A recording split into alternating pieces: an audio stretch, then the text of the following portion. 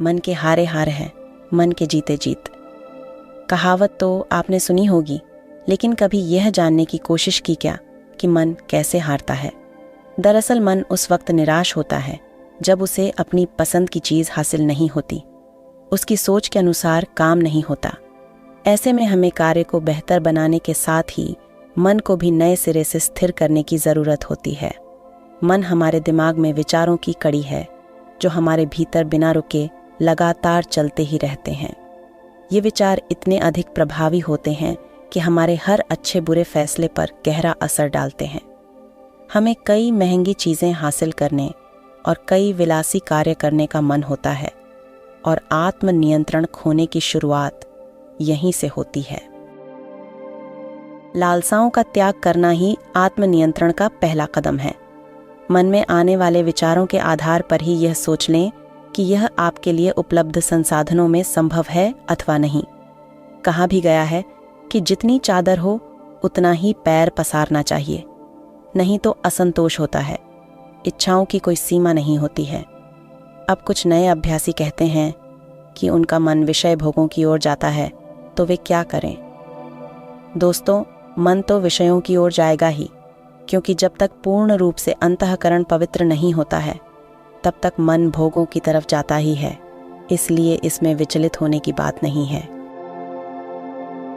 जब आपका मन विषयों के प्रति जाए तो उस समय आपको सावधानी यह रखनी है कि उसके कथनानुसार अर्थात मन की प्रेरणा के अनुसार आपको कोई गलत क्रिया नहीं करनी है, क्योंकि मन चाहे जितनी उड़ान भरे किंतु बिना तन यानी शरीर के यह कर कुछ नहीं सकता।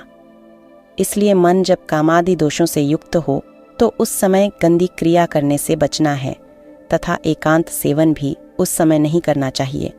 उस समय अच्छे लोगों के समूह में रहना चाहिए, क्योंकि एकांत में मन हावी हो सकता है अर्थात गलत कर्म करा सकता है।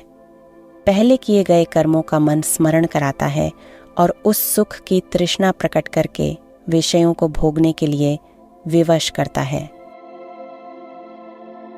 साधक को चाहिए उस समय उदासीन होकर के उच्च स्वर से नाम संकीर्तन करे।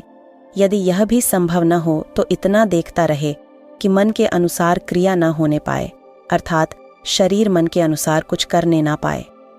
वह चिंतन थोड़ी देर के लिए आया है, यह बराबर स्थिति नहीं रहती है।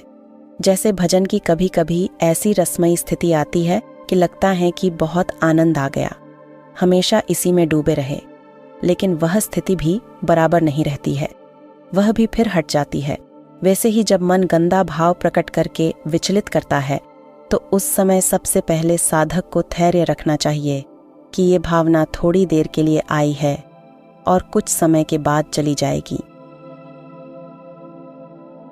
उस समय घबराने की जरूरत नहीं है, एकदम चिंतित होने की जरूरत नहीं है कि हाय, हमारा मन अब ऐसे दोषों से युक्त हो गया है, अब हमारा क्या होगा। कुछ नहीं, कभी गर्म हवा चलती है तो कभी ठंडी। ऐसे ही कामादि दोष मन में संस्कारवश, संगवश या स्वभाववश आ जाते हैं। कहीं ना कहीं कोई त्रुटि या प्रमाद होता है, तभी ऐसी वृत्ति आती है, लेकिन आ गई तो चली भी जाएगी। उसके प्रति बहुत महत्व बुद्धि न रखें। अगर उस गलत भाव को ज्यादा महत्व दोगे तो क्लेश का अनुभव होगा।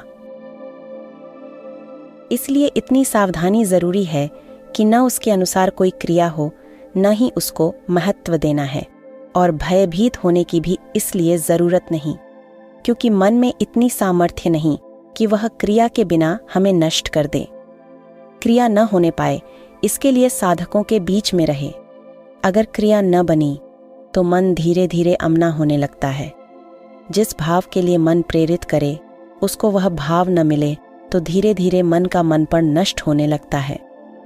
भोगों का संकल्प करना ही मन का जीवित रहना है और भोगों से निसंकल्पित हो जाना ही मन का मर जाना है। जब साधक के मन में भोगों का विचार बने तो वह उसको पूरा न होने दे। थोड़ी जलन तो उसको सहनी ही पड़ेगी। इस वेग को सहना ही वास्तविक तपस्या है। जल पीकर रहना, वायु पीकर रहना, आग में तपना, ये सब बाह्य साधन हैं, इनका कोई विशेष महत्व नहीं। वास्तविक तपस्या तो यह है कि जब हमारा मन प्रतिकूल भाव चिंतन करके जलाता है, फिर भी उसको साधक सहे, उस समय साधक को विचलित नहीं होना चाहिए, बल्कि प्रभु के चिंतन में मग्न हो जाना चाहिए। उस विचार को सह जाना चाहिए। जो सह जाता है वही महात्मा है और वही इस महारस का अनुभव कर सकता है। बिल्कुल विचलित होने की जरूरत नहीं है।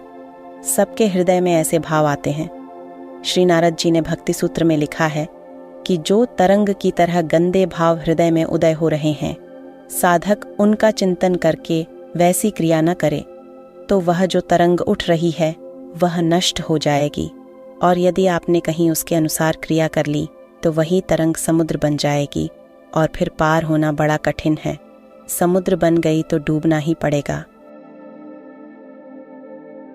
इसलिए साधक के मन में जहाँ काम आदि दोषों की वृत्ति आए तो वह घबराए नहीं, क्योंकि जब शत्रु सामने से आक्रमण कर रहा हो तो जो घबरा गया वह योद्धा किस बात का।